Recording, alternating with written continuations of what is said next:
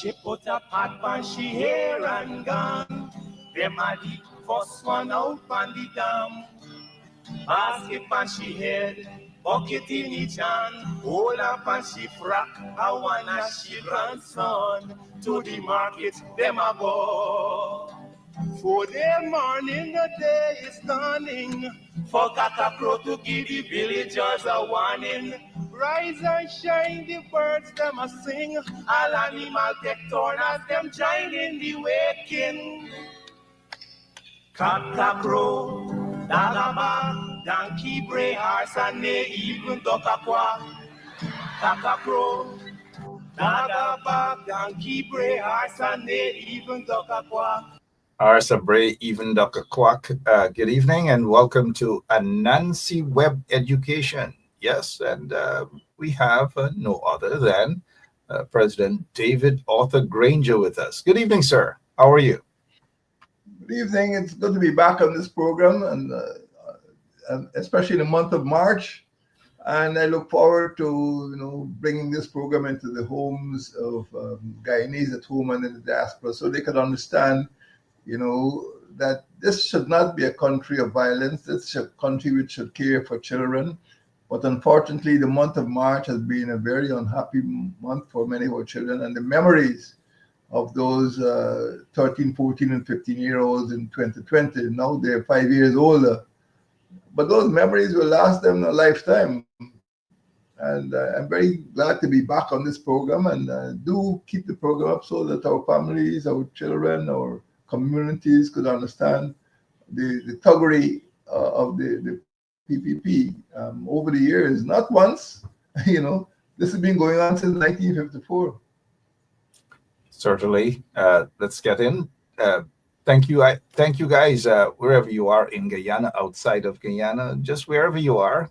Welcome to Anansi Web Education. Tonight we're dealing with as you know, the public has been fed a diet of lies about the violent riots which occurred simultaneously, but not spontaneously, in regions numbers 3, 4, 5, and 6 on the coastland on Friday, the 6th of March, 2020. Oh yeah, children were injured when school buses, and you guys know that, right? The school buses and children were injured. And take a look at the evidence, and it's not propaganda.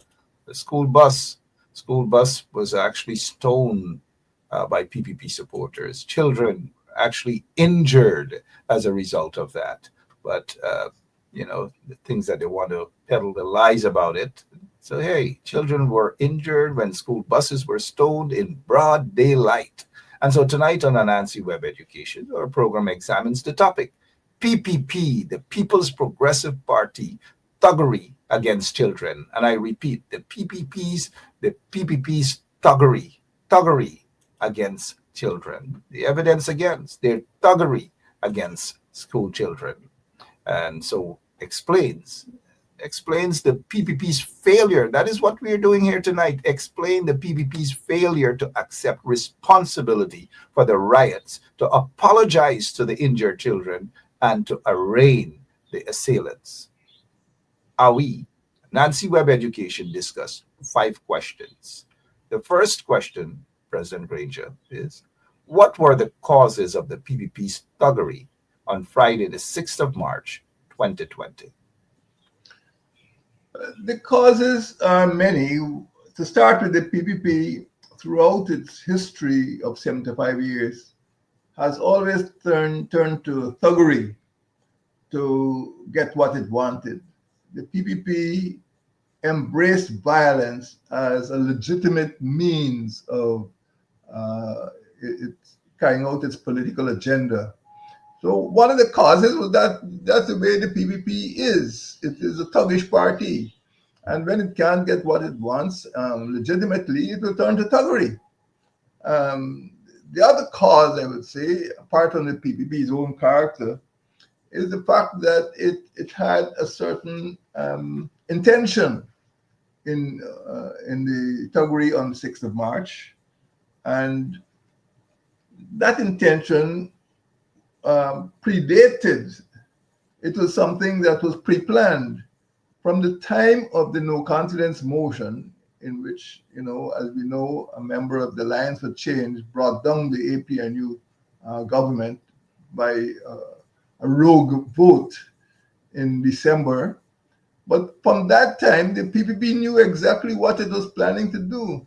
So 3 months after that rogue vote in the National Assembly, even though the APNU had accepted the legitimacy of the vote and had engaged the Election Commission to set a date for elections, by March 2019, a good 12 months after 3 months after the no confidence motion and 12 months before the election was finally held,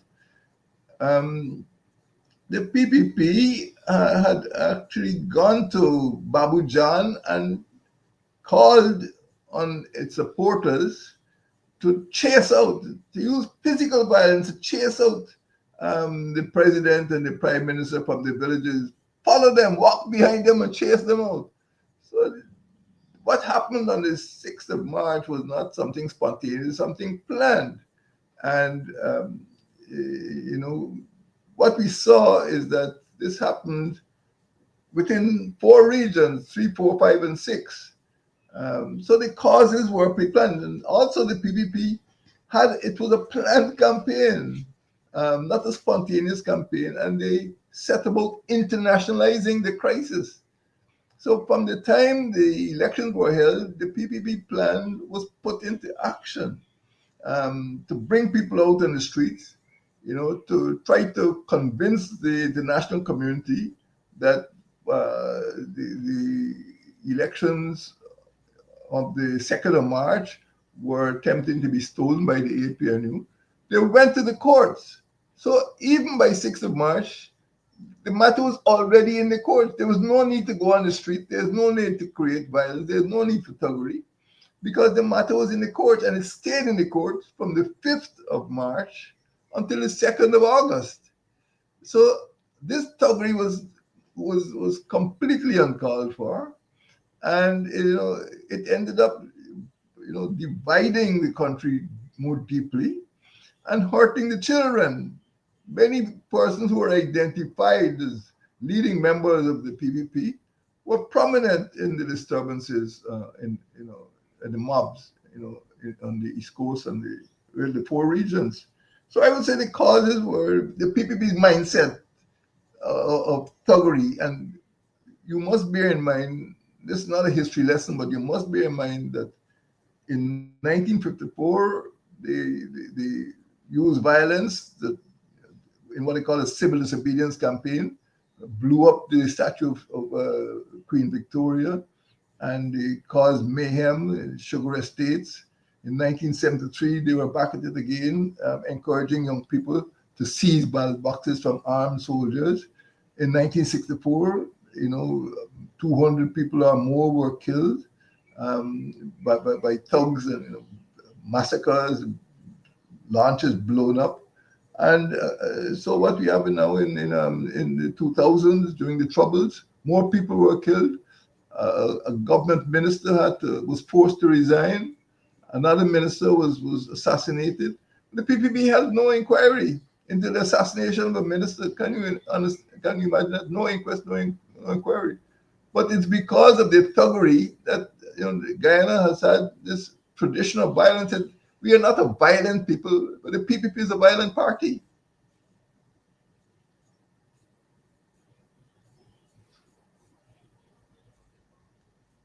Yeah, sorry about that. Thank you so much, President Granger.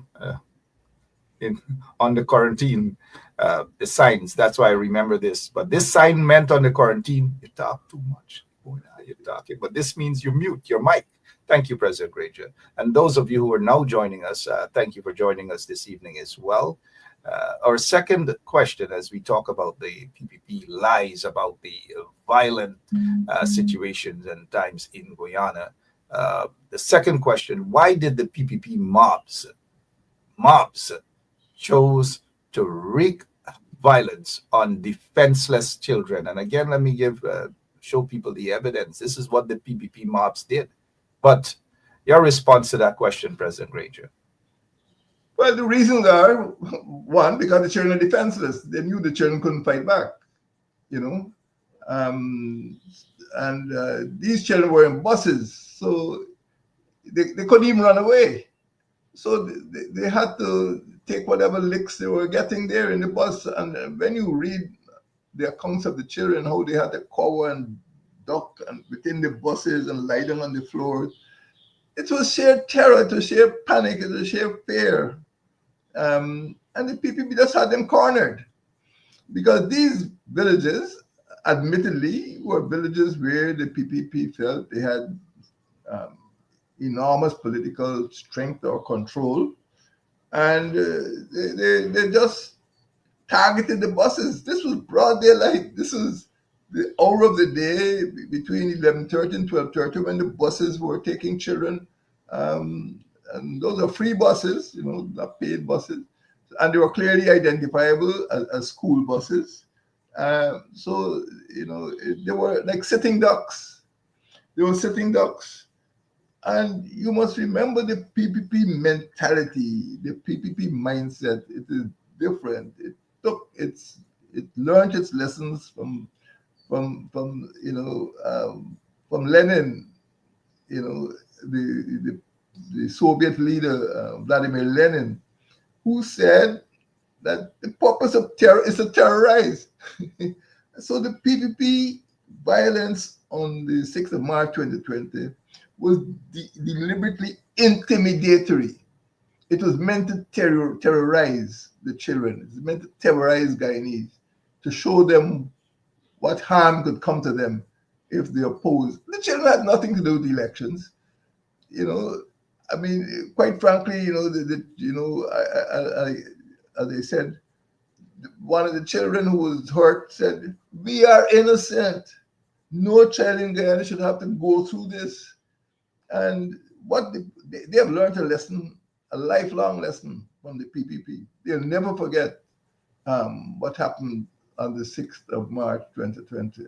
So, in a way, I would say the answer to the question is that they chose to wreak violence on the children because the children were defenseless and because they wanted to teach the children a lesson, teach the parents a lesson. This is what's going to happen to you. No matter something happened, you know, 80 kilometers away, no matter that children were not voters, you know, no matter that they had nothing to do with the political controversy that was taking place, we'll teach you a lesson. Go home and tell your mother what happened to you. You know, so it was really a very bitter, very cruel lesson, and I believe that's why it occurred. You know, they didn't attack PNC politicians, they didn't attack APNU politicians, they attacked defenseless children. Everybody knows what that means. That is exactly what the PPP did, March 2020. Our third question for this evening: where in the coastland did PPP select to incite riots on Friday, the 6th of March, 2020? They selected areas where they felt they had popular support. It so turned out that many of the areas were or used to be sugar producing areas, and the PPP definitely had mass support in those communities. In fact, there were about 16 simultaneous riots in Region 3, 4, 5, and 6. In Region 3, we had riots in Cornelia Ida, Windsor Forest, Zealot, Canal Number 1, Canal Number 2, and Bell West. In Region 4, we had riots at Herstelling, Lusignan, Monaco, and Success. In Region 5, we had riots at Bath Settlement, Bushlot, and Cotton Tree. Region 6, we had riots at Blackbush Polder, East Kanji, number 19 village, and Tain. You know, some of those villages have an old reputation for violence, especially Tain, you know, under quarantine. So I would say, in answer to your question, that the PPP carefully selected the villages where they were going to have these violent demonstrations along the coastland. They weren't in the hinterland, they weren't in Karasabai and Arnaputo Valley or Mabaruma. They were region 3, 4, 5, and 6, where they knew they had support. So they were able to call out hundreds and hundreds of their supporters in order to demonstrate. It's the demonstration effect. They wanted people to see, they wanted the photographs to be taken. They don't care about the consequences of broken windows and buses. They want people to know that the PPP will do harm to the villages and to the communities. And that is what I think they achieved, by selecting those villages along the coastline.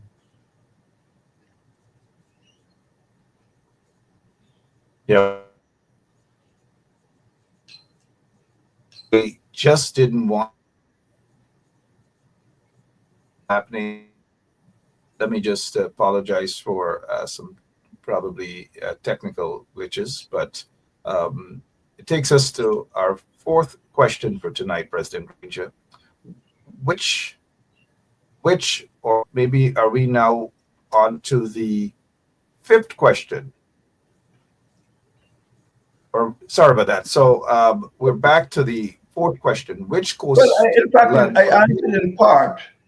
Okay. But just to emphasize the point that we had 16 simultaneous riots, and these communities traditionally had strong PPP support. This meant that they were able to mobilize people very quickly. It was only on the 5th of March that the High Court granted an injunction to prevent the declaration of the results of District 4, which coincides with Region 4. So there was actually no need for any street riot or street disturbance. But the PPP went to its base, you can call it that, its membership base. And quite frankly, it was a demonstration of force that they were able, literally overnight, to bring hundreds of supporters onto the streets. But obviously, some of the people who later became ministers knew what was going on. And it was a show of strength. Of course, many of them had the T-shirts and the polo shirts and the flags from the elections which were held, and all the cups and so on, which were held just a few days before. So I would say that the coastline communities, again, not the hinterland community, the coastline community were targeted for thuggery. But because also, in terms of political loyalty, if you want to call it that, with the way the demographic structure of Guyana's coastline, in the way the settlement patterns of Guyana's coastline show that many of the African villages are sandwiched between Indian villages. And although the riots may not have been overtly ethnic, they were certainly certain that children of one ethnic group had to pass through villages which were under the PPP influence. So I would say those villages were targeted. Everybody knows the situation in West Babis, the situation in East Demerara, situation in the Quarantine Coast. So there were no real free zones where people could feel safe. People from one ethnic group had to pass through another community that was dominated by another ethnic group. So although the disturbances may not have had an ethnic objective, it certainly had an ethnic result. But let us not go too far in that analysis, because the sergeant who was chopped, up and nearly killed, he certainly, was a person of Indian descent. And he was visited by police officers, and he was simply chopped because he was, a member of the law enforcement organizations, law enforcement agencies, but you could have been killed. And in fact, the person who was shot by the police was in the process of chopping him when he was shot. So you can see it is not necessarily ethnic. It was against authority. The riot was against governmental authority. The riot was against law and order. The riot was against, good governance in the country. So it was really, a case in which people from communities which were felt not to be supportive of the PPP became the victims. They became the victims of PPP thuggery. So I don't want to put too much emphasis on the ethnic nature. The ethnic outcome might have been coincidental, but when you look at what happened to the police sergeant, they really could have killed him. And it was terrible. I don't know if they've ever apologized to him. They certainly didn't apologize to the children of the other communities. They wouldn't, and I'm certain they never apologized to this policeman that was badly injured by their thugs, PPP thugs. We noticed some familiar faces there. They met senior ranks of the Guyana Police Force, met with this injured policeman, injured nurses, injured school children. All these things, the evidence is there, so the PPP cannot continue to cover up and lie about these incidents. They just cannot do that. It takes me now, President Granger, to our final question for tonight on the topic. Who in the PPP was responsible for instigating and investigating the March riots? Well, I don't know if they are interested in investigating because the instigators, the masterminds, always knew what they were doing. In my view, even before the no confidence motion in the National Assembly. In fact, maybe within hours of the announcement of the local government elections in 2018, the PPP brought the motion, I think, within 96 hours. So, in fact, the results of the local government elections gave them that encouragement that they could push the APNU AFC out of government. And we know that the no confidence motion was effective because a member of the Alliance for Change voted with the PPP, even though 2 weeks before he praised the APNU for the work it was doing in East Berbice quarantine. So when you read the speech that he made in the National Assembly in response to the budget, the 2019 budget, you would wonder if it's the same person. But obviously, the whole thing was contrived, and he later became a high commissioner for his effort. So the person who masterminded that used the election results of the local government election to plan the no confidence motion. It's the first time a successful no confidence motion was passed in the National Assembly of Guyana from the time of independence. So it was a calculated move, and they knew that they had the vote, even though it was one vote. And after that, the scene at Babu John in March, which should be a solemn scene commemorating the founders of the PPP, well, some of the founders, because in fact, Paul Boyle was one of the founders of the PPP. But the scene at Babu John in March was one in which they threatened, although they knew that the election commission, the PPP knew the election commission did not have the capability, did not have the capacity to have snappy elections. They used that event to stir up the mobs, calling for the mobs to chase the president and prime minister and other senior members of the administration out of their villages. This was followed, of course, by other actions in the court. And I think there might have been at least 10 interventions.